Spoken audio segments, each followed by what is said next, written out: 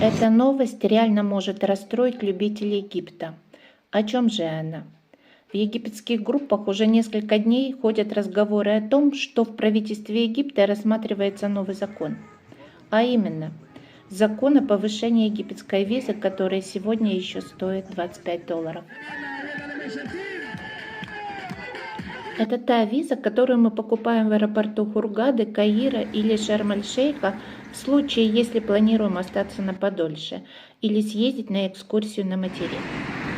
Так вот, повысить ее стоимость хотят не на 5 или $10, а сразу на 20.